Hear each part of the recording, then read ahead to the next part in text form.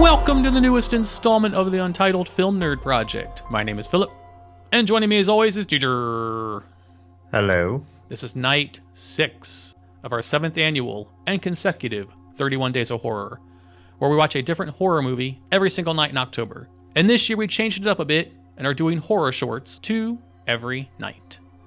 It goes without saying, but spoiler warning for the entire video from here on. If you haven't seen these yet and want to, go check them out and then come back when you're done. So without further ado, let's get right into it with our first short movie of the night, which was Versos.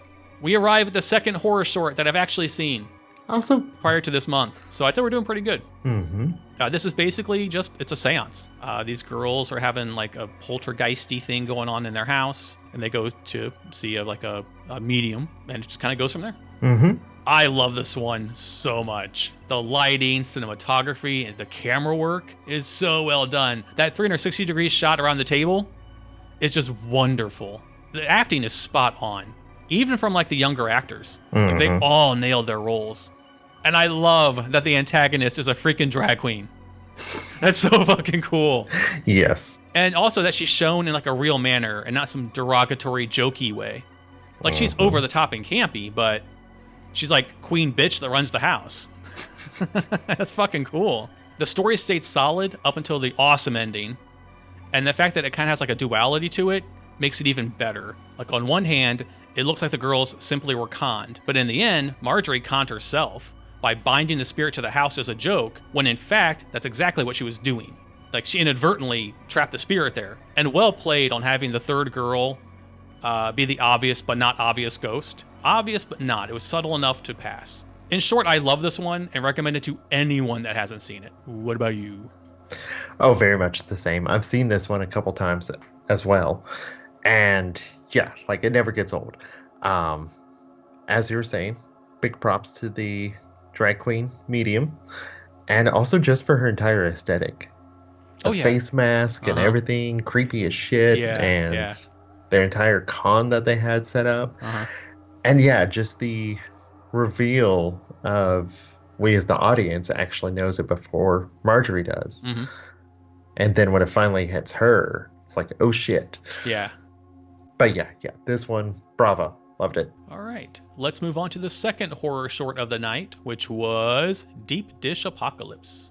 So in this one, there's apparently a walker apocalypse going on. Whoa! They're not walkers. They're zombies. Got it? Zombies. Why do people keep calling them stupid names like walkers or biters or lurkers? It's like, get a clue, people. They're fucking zombies! I'm sorry, I meant zombie apocalypse. Yeah, they're not fucking walkers.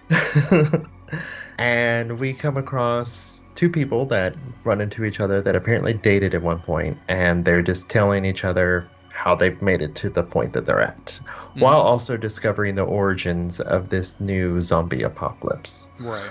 I like this one a lot. Thought it was very witty. So much of the dialogue I loved. And then I loved the fact that, it's a cheese-based zombie virus. I would have survived. Yes. So yeah.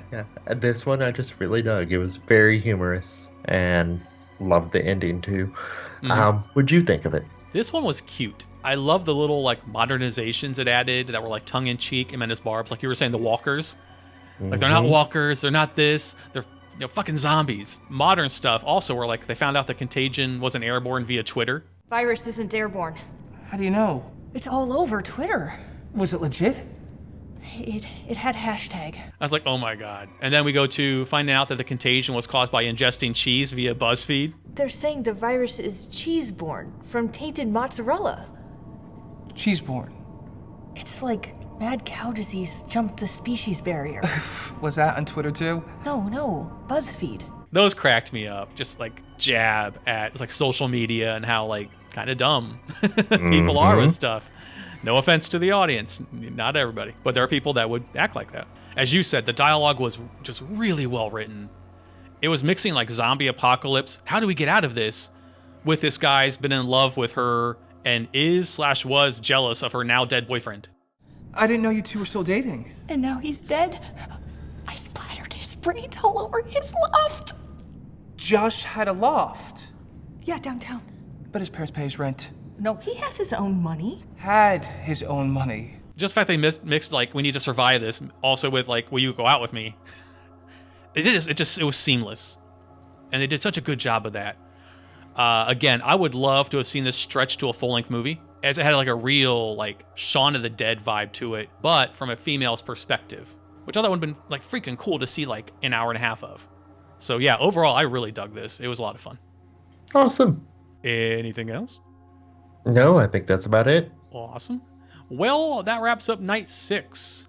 Thank you very much for watching and or listening. We'll return tomorrow with the next entries into this year's October movie marathon. So until then, my name is Philip. And I'm TJ. And we'll see you tomorrow. Goodbye.